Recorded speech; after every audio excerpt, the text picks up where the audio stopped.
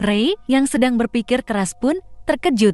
Ia melebarkan matanya dengan cepat, lalu melirik ke arah kerumunan temannya Dennis. Dengan cepat, Ray berlari kembali menghampiri Dennis dan Cahya yang sebelumnya sedang mengamati tumbuhan liar.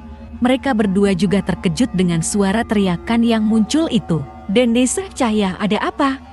tanya Ray cepat setelah ia sampai di depan Dennis.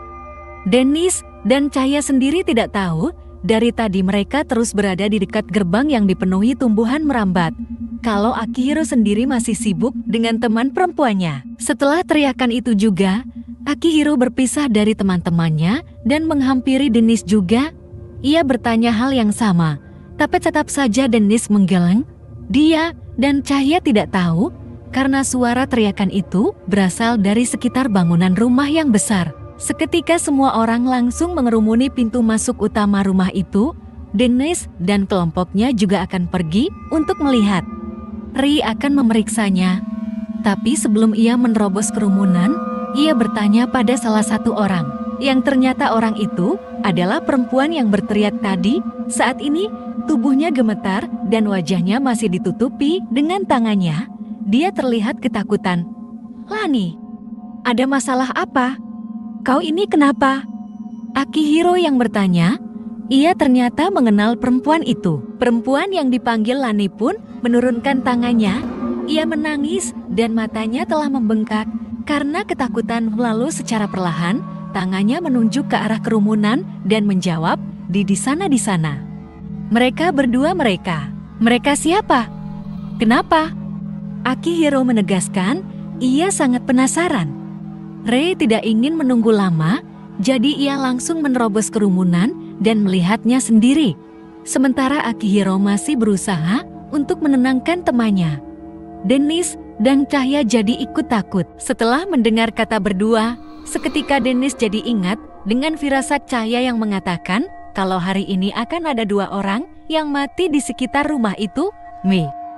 Mereka berdua, Dista dan Anya Mereka mati di balik pintu itu. Akihiro, Dennis, dan Cahya terkejut mendengarnya. Lalu tak lama kemudian, ada beberapa anak lainnya yang juga berteriak. Mereka dengan cepat langsung berlari menjauhi rumah itu. Dennis dan Cahya dapat melihatnya. Setelah Ray membuka pintu, semua orang langsung lari menjauh karena ketakutan. Ternyata benar saja. Di balik pintu itu, ada 2 tubuh manusia yang sudah tercabik-cabik dan darah yang tersebar kemana-mana. Ray sendiri benar-benar terkejut melihatnya. Semua anak perempuan langsung teriak histeris melihat kedua mayat yang mati mengenaskan itu, bahkan sampai menangis karena mereka semua tahu kalau yang meninggal itu adalah teman sekelas mereka sendiri. "Lani, sebenarnya apa yang terjadi di sini?" Akihiro bertanya dengan nada tegas. Sebelum menjawabnya, Ray langsung berlari kecil menghampiri Lani untuk ikut mendengarkan penjelasannya. Kemudian dari jarak yang agak berjauhan, semua anak lainnya juga akan mendengarkan. Aku tidak tahu. Sebelumnya kami bertiga tadi, aku, Anya, dan Dista ingin masuk ke dalam rumah ini. Anya dan Dista berada di depan. Mereka ingin membuka pintu. Setelah membukanya, awalnya baik-baik saja. Aku tidak berani untuk masuk ke sana karena gelap. Jadi mereka berdua saja. Tapi setelah mereka berdua masuk, tiba-tiba saja pintu terbanting sendiri dengan kerasnya. Mereka terkunci dari dalam.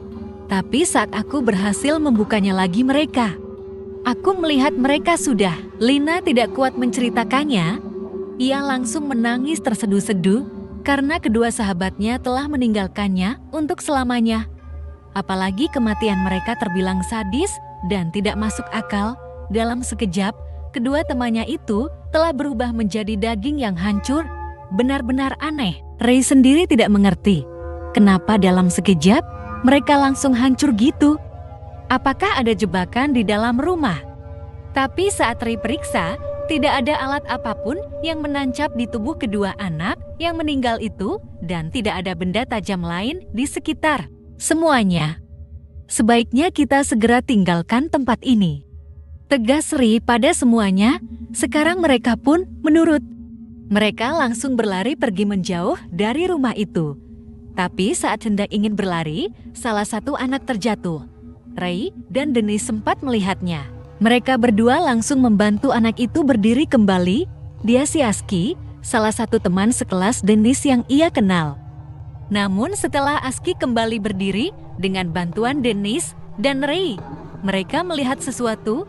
Ternyata Aski telah menendang sebuah kendi kecil sampai hancur. Awalnya, mereka tidak mempedulikan kendi tersebut, tapi saat ingin melarikan diri, tiba-tiba saja ada sebuah bayangan besar yang lewat tepat di depan wajah Dennis dan Ray. Mereka berdua mundur ke belakang karena kaget, tapi tak lama ada cairan yang mendarat ke wajahnya.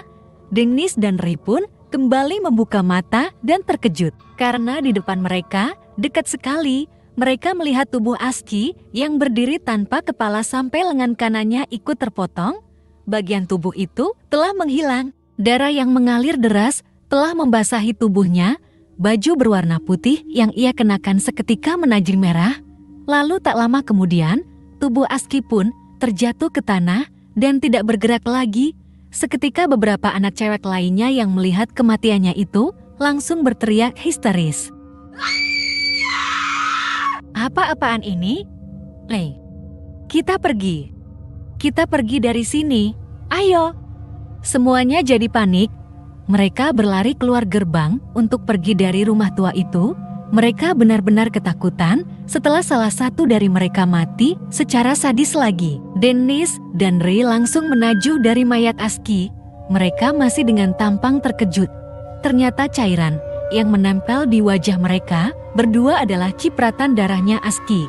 Mereka segera membersihkannya dengan lengan baju, lalu berlari menjauh. Namun sebelum pergi, mereka berdua sempat melihat bayangan besar yang berdiri di atap rumah. Bayangan yang terlihat seperti monster bermata merah menyala. Lalu di lain tempat, muncul si hantu anak kecil yang berjalan pelan mendekati kendi yang telah hancur. Hantu itu terduduk di depan kendi tersebut dan langsung berteriak marah. Entah kenapa sebabnya, Dennis dan Ray tidak tahu. Tapi setelah teriakan dari hantu itu, tiba-tiba saja Akihiro berteriak memanggil Dennis. Saat Dennis menoleh, ia melihat Kaya dalam keadaan tak sadarkan diri di pelukan Akihiro. Dengan cepat, Dennis berlari menghampiri Cahya dan berusaha untuk membangunkannya. Dennis takut Cahya kenapa-napa. Dia tiba-tiba jatuh pingsan begitu saja. Karena tidak bisa dibangunkan, Dennis menggendong Cahya dan langsung membawanya pergi. Ray dan Akihiro ikut berlari mengejar Dennis yang sudah pergi duluan. Sekarang, karena keadaannya sedang tidak baik, mereka menjauh dari rumah tua yang aneh dan mengerikan itu. Hari ini benar-benar hari yang mengerikan. Dalam sekejap, ketiga teman Dennis meninggal begitu saja tepat di depan matanya. Ia tidak tahu jelas apa yang terjadi. Tapi mulai sekarang, ia tidak berani mendekati rumah tua yang memakan banyak korban itu.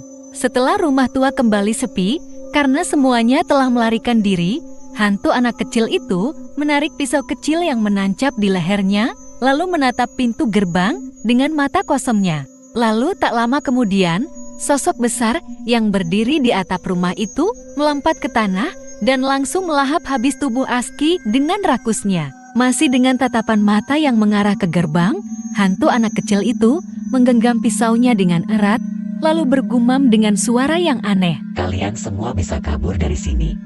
Tapi kalian tidak akan bisa kabur dari kematian kalian. Kemudian kepalanya menengok ke arah makhluk besar yang berdiri di belakangnya. Nami, jika kau lapar, kamu bisa makan mereka saja, ya. Manusia yang tidak bertanggung jawab itu, awas saja mereka. Aku tidak akan tinggal diam. Malam ini, mereka harus mati, Nami. Kau dengar? Makan saja mereka setiap hari, semalam sekali. Bunuh mereka. Mengerti, Dek?